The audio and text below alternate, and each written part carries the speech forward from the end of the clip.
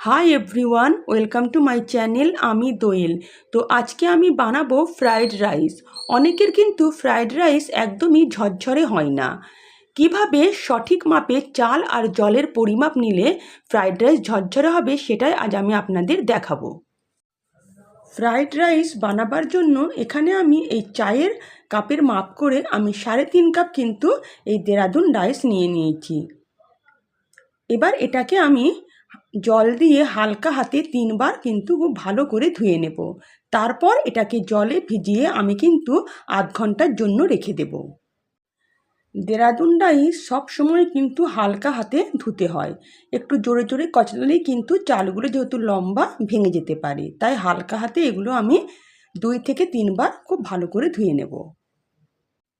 3বার চালটাকে ধুয়ে নিয়েছি। এবার এটাকে আমি আধ ঘন্টার জন্য ভিজিয়ে রাখবো।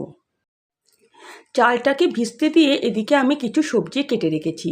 আমি 2টো গাজরকে খুব লম্বা লম্বা আর সরু সরু করে কেটে নিয়েছি। 1 বাটি বিনস নিয়েছি আর 1 বাটি মটরশুঁটি নিয়েছি।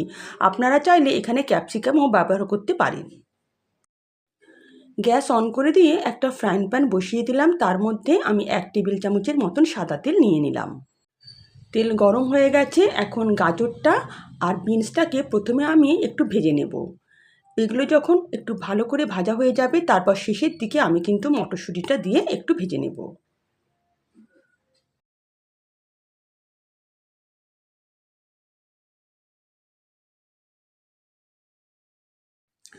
সবজিটাকে 4-5 মিনিট খুব ভালো করে ভেজে নিয়েছি। এবার এর মধ্যে আমি পরিমাণ মতন লবণ দিয়ে দিলাম।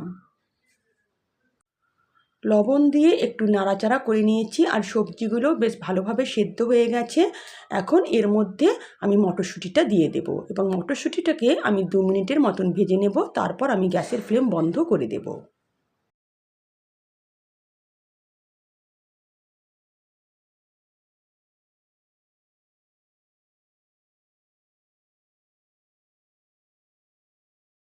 সবজিগুলো খুব ভালোভাবে ভাজা হয়ে গেছে। এবার আমি গ্যাসের ফ্লেম বন্ধ করে দেব। গ্যাস অন করে একটা বড় ঢালাইয়ের কড়াই বসিয়ে দিলাম। তার মধ্যে আমি 1 চামচের মতন সাদা তেল নিয়ে নেব। তেল গরম হয়ে এলে এর মধ্যে 3টে দারচিনি আর 3টে এলাচ আমি গোটা দিয়ে দেব। এলাচ আর দারচিনি বাদামি হয়ে এলে এর মধ্যে একটা বড় সাইজের পেঁয়াজকে আমি সরু সরু করে কেটে নিয়েছি, সেটা আমি দিয়ে দেব এবং পেঁয়াজটাকে এখানে আমি গোল্ডেন ব্রাউন করে ভেজে নেব। সেই সঙ্গে আমি একটা তেজপাতাও দিয়ে দিলাম।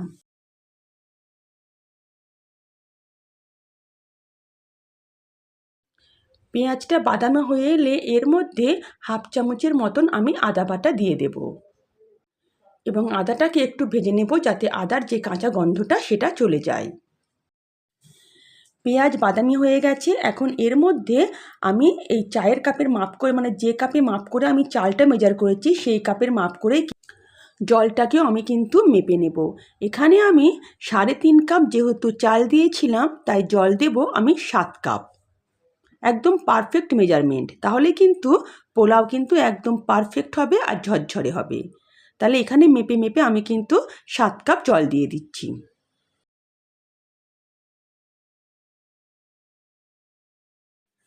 তাহলে আমি এখানে 3.5 কাপ চালের জন্য আমি কিন্তু 7 কাপের মতন জল দিয়ে দিলাম। এবার ভালো করে একবার নাড়াচাড়া করে আমি কিন্তু জলটাকে এবার ফুটতে দেব। এই সময়ই এর মধ্যে আমি দিয়ে দেব পরিমাণ মতন লবণ, মানে আমি 1 চামচের মতন লবণ এখানে দিয়ে দিলাম।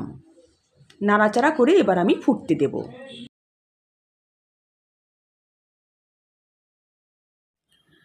জলটা খুব ভালোভাবে ফুটে উঠেছে। এখন এর মধ্যে আমি ভিজিয়ে রাখা চালগুলো জল ঝরিয়ে দিয়ে দেব।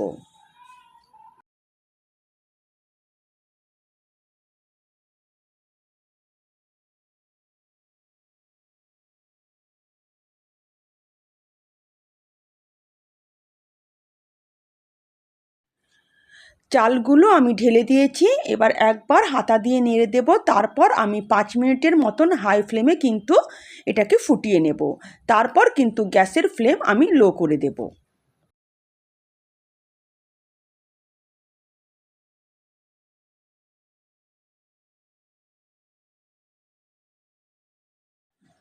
5 মিনিট খুব ভালো করে আমি এই রাইসটাকে ফুটিয়ে নিয়েছি। দেখুন এটা কিন্তু মানে আধ সেদ্ধ হয়ে গেছে আর এখনও জল কিন্তু অবশিষ্ট আছে। এই সময়ই এর মধ্যে আমি সব রকমের ভাজা সবজিগুলো দিয়ে দেব। হালকা জল থাকতে সবজিগুলোকে দিয়ে দিতে হবে, তাহলে সবজিগুলো ভালো করে সেই জলের মধ্যে সেদ্ধ হয়ে যাবে। এবার ভালো করে একবার হাতা দিয়ে আমি কিন্তু হালকা করে নেড়ে দেব। এই সময় কিন্তু আমি গ্যাসের ফ্লেম একদমই লো করে দেব। এবার এটা কিন্তু দমে হবে।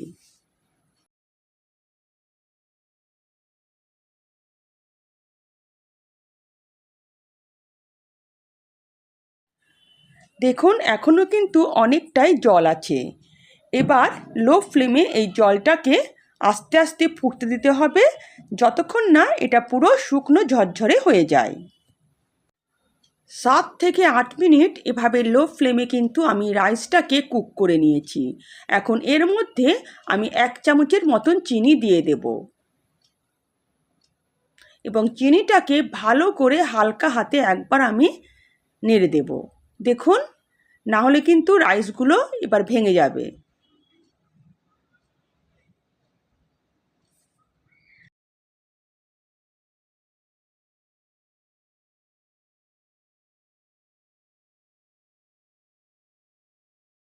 চিনির পর এর মধ্যে দিয়ে দেব বড় চামচের 1 চামচ ঘি।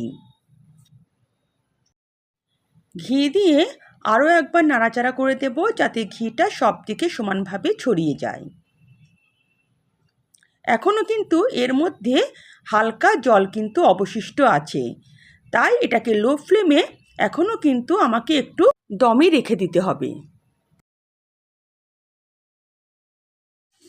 রাইস আমার রেডি। এবার এর মধ্যে আমি হালকা একটু জাফরানি কালার দিয়ে দিলাম। এটা সম্পূর্ণ অপশনাল, আপনি দিতেও পারেন আবার নাও দিতে পারেন। আর দেখুন রাইসও কিন্তু একদমই ঝরঝরে হয়ে গেছে। দেখুন ফ্রায়েড রাইস বানাবার সময় আমরা সব সময় কিন্তু চালটাকে সেদ্ধ করে তার জলটা ঝরিয়ে নিয়ে তারপর সবজিগুলো মেশাই, কিন্তু এখানে আমি কিন্তু একবারেই কিন্তু জলটাকে ফেলিনি, মানে সেদ্ধ ভাতের মধ্যেই কিন্তু আমি এটা করে দেখিয়েছি। তাহলে ভাতের জল সেদ্ধ করে না ফেলে আমরা যদি সঠিক চাল আর জলের মাপটা নিই তাহলেই কিন্তু এরকমভাবে ঝরঝরে কিন্তু ফ্রায়েড রাইস যে কেউ করতে পারবেন। আর দেখুন কতটা ঝরঝরে হয়েছে আর খেতেও কিন্তু অপূর্ব হয়েছিল। এবার গরম গরম চিকেন কষার সঙ্গে আমি পরিবেশন করব দুর্দান্ত স্বাদের ফ্রায়েড রাইস।